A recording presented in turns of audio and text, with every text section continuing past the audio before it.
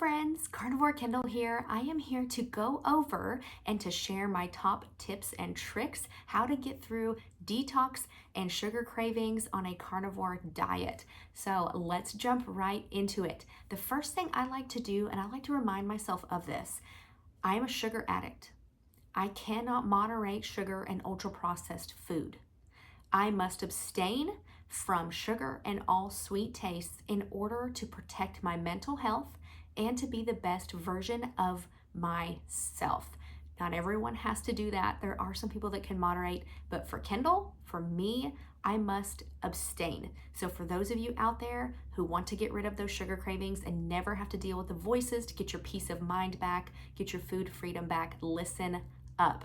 Okay, so what I would do when you're first starting a carnivore diet is get rid of the ultra processed triggering foods in your house if you can. I know there's so many of us that live with family members or have kids who are still eating those things, but if you could maybe talk to them and say, hey, is there a place that we can put these out of sight, out of mind, or can we just remove them from our house for a while? See if you can get some support in that way. For me in my house, we do not let anything that's ultra processed enter our home. It is a safe space for me and for the health of my family. Tip number 2, I would not start watching the baking show. I would not be watching recipes or looking up pictures of food, cake, those kind of things when you first start eating a carnivore way. I did not watch any baking shows, and I love to watch baking shows or listen to new recipes because that was a trigger for me. So keeping those things off of your phone, out of sight, out of mind. Tip number 3, you guys, eat enough. It is so important to eat enough fat and protein, and that's why I'm a big advocate for tracking macros. I know a lot of people come to carnivore because they don't have to track, and there are so many great people who do not have to track at all. But I really feel like it's eye-opening to see how much you're eating.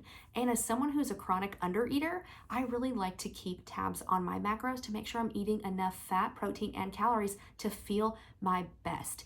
Those cravings will be relentless if you're not eating enough. You have to put them to bed with lots of fat and protein.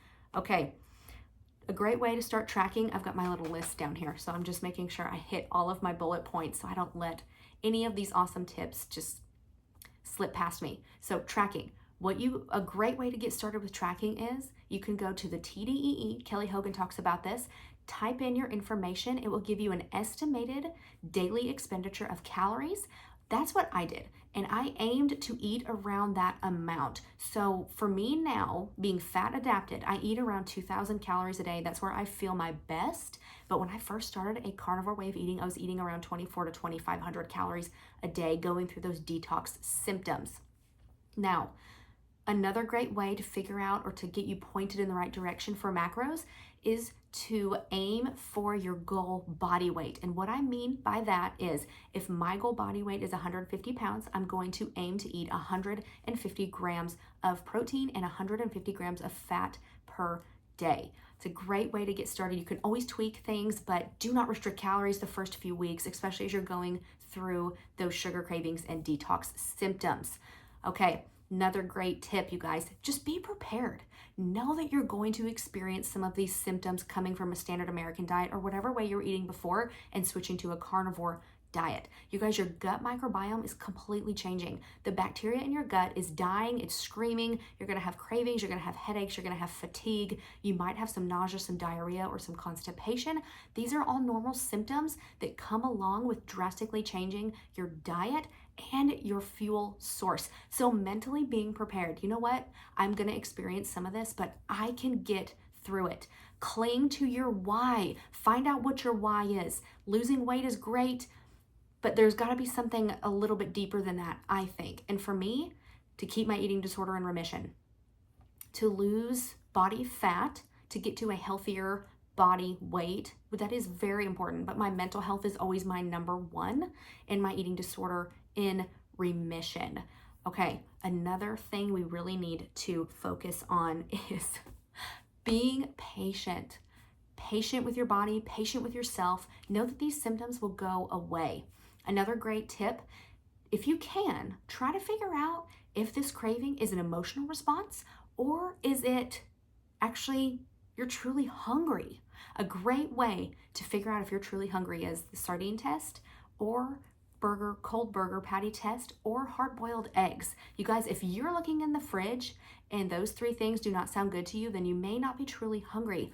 But I really think it's important to just eat until you're really nice and full and satiated. A lot of us have hunger cues that are all messed up.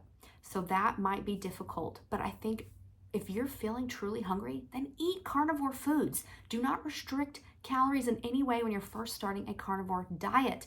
If it is an emotional response, if it is a trigger to cravings, or say that you're sitting on the couch and that's where you used to eat chips and cookies and stuff, then go for a walk, call a friend, pray, exercise. A sugar craving will leave you in about 30 to 40 minutes. It will go away.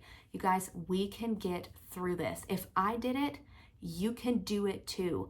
Think about how freeing it will be to not have to deal with those cravings, those voices, have your food freedom back, and have your peace of mind. That is something that a carnivore diet gave me that is one of my most cherished gifts from a carnivore way of eating, is just having that food freedom back. And you can have it too. Stay strong, get through those cravings. Another great tip is to make sure that you're drinking enough water and use electrolytes. You may need electrolytes. I personally have never taken electrolytes, but I do salt my water first thing in the morning, just a small amount, and then I heavily salt my food throughout the day to taste. I like a little bit of a saltier meat, and I can tell when I need a little extra salt. So not being afraid of salt. Salt is not the problem here, but salting your meat, and also maybe putting a little bit of salt in your water. But if you overdo the salt, you will know you'll be running to the bathroom.